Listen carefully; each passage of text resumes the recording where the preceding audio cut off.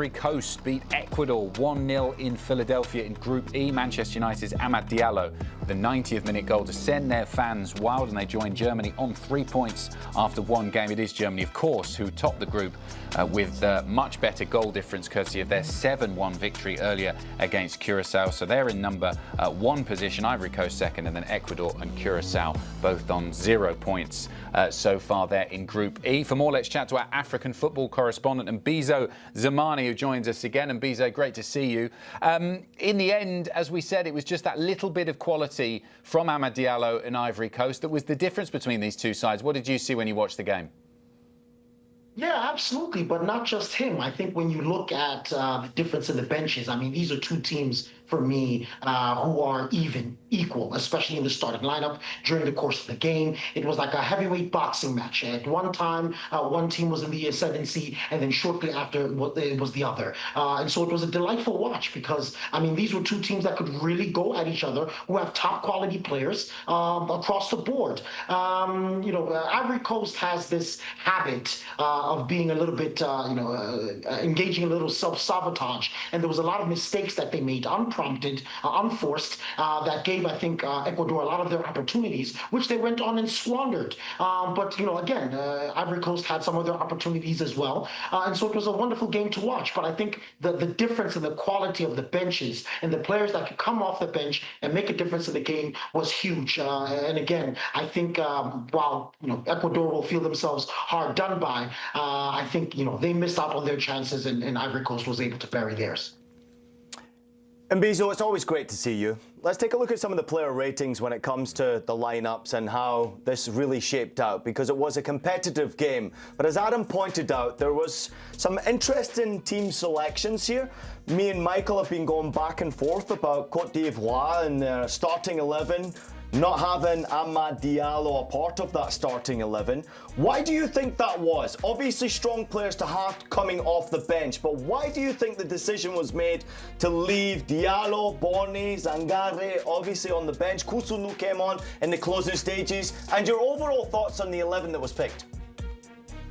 I'll start with the last question there. I think that the overall 11 for me was actually quite good, minus Pepe. I thought Nicolas Pepe had a poor performance. I thought he missed out on a number of shooting opportunities, which he could have done better. And he also didn't quite find some key passes that I think would have been critical for Ivory Coast in the first half. And as a result, they seemed to lack in their creativity. So for me, the player that I wouldn't have started with, the only player that I think was probably the wrong decision was Pepe, and I thought he should have come off a lot earlier. To leave out Amad Diallo, I'm not sure if that was the correct decision. It turned out okay, but for me, you should be having Diomande on one side and Amad Diallo on the other, and what you do elsewhere, I think is almost tantamount to irrelevant. But the two sentiments for me are spectacular. I mean, you can't really do better than those two tanks in the middle of the field who can go both ways, defensively and offensively. Great eye for a pass, but can also win the ball back. The only issue with them was their discipline. The fact that they were on 2 yellow cards so early, I mean, they were trying, genuinely to be, deliberately rather is the word I'm looking for, to be hardcore on that Ecuadorian midfield, on Ener Valencia, to try to put them off of their game. And I think it works to a certain degree, but then the risk was the yellow cards, and I think that held them back for being harder in the midfield for the entirety of the game, which also gave Ecuador some of their opportunities. But otherwise, I thought it was, good decisions, wonderful decisions off the bench to change the game. So for me, I'm satisfied with the Ivorian performance here. Perhaps, like you guys said, a little bit more clinical in the final third. That's probably the only thing that lacked, but not the personnel. Mbizo, we have to talk about the elephant or les elephants in the room in Yan Diomande. He was cooking today. And if you're Pierre Nkapie, if he comes to the Premier League, you're going to be chasing shadows. He absolutely burned him. You were texting me throughout the show. I couldn't pick up my phone, but now I can. I can show the entire world what Mbizo is texting me. What did you make of his performance? Because we were talking about it. There's a sense of the price tag just went up if you're Liverpool or even PSG. Yeah. The price tag went up on every touch, didn't it? Every time he got the ball. I mean, this is a player that looks like he's absolutely total control of his opponent. He does what he wants when he feels like. He can come into the inside. He can go out wide. He can cross. He can shoot. He can dribble. He's strong. He's quick. He's smart. I mean, what doesn't he have? I mean, perhaps the only weakness, maybe actually, is the finishing. But the way he creates chances, the way he glides by his opponents. I mean, I don't know if Ngapié is going to sleep ever again. And unfortunately for him, after he had to chase Yan Diomande all game, Yan Diomande then went to the other side, and then Amad Diallo is the one that he had to then play against on his side. So I feel badly for Ngapié because he is a player that I like, that I admire. But they cooked him tonight. I mean, it was a proper Ivorian dish of acheke on a plate, and it was delightful to consume. 37 touches in the opposition box Ivory Coast had in this game. 12 of them came from Yan Diomande. And I think he's going to get better at him. Every single time he's going to improve, and I think he's going to continue to put more and more numbers behind the price tag that someone's going to have to pay to be able to get him away from Leipzig.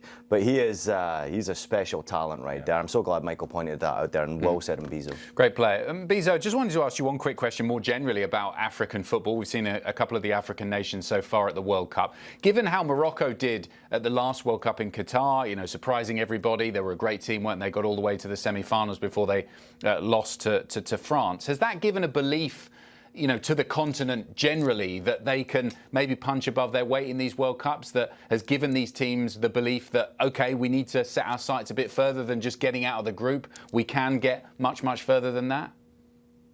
Yeah, absolutely. And it's not just the recent performances of these giants that you mentioned at World Cup, but it's also the performances of team across the board at AFCON. It's also the fact that African football is becoming this popularly world-consumed, global product that just shows the players how important they are. If you look at these teams, these are players in many of these teams: Senegal, Ivory Coast, Morocco.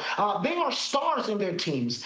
All over the place in Europe, right? So you're looking at guys who are accustomed to playing against the best, and I wouldn't even say that they're necessarily punching above their weight, at least in a contemporary fashion. But if you think historically, yes, okay. But the quality of the teams for me are the same. If you look at Morocco, for example, they outplayed Brazil, and not by accident. I mean, these are players who know what they're doing, who are confident. I mean, obviously they have the respective understanding that their history is a bit shorter than some of these leviathans, your Germanys, right? Your Frances, of course, your Brazils, but they can compete. They know that because they do it week in, week out in Europe. They are superior to those players in Europe, so there's no reason why they can't add their little bits of talent into the collective, each piece of the puzzle, creating the masterpiece that we've seen today, and frankly, the masterpiece that we saw from Morocco.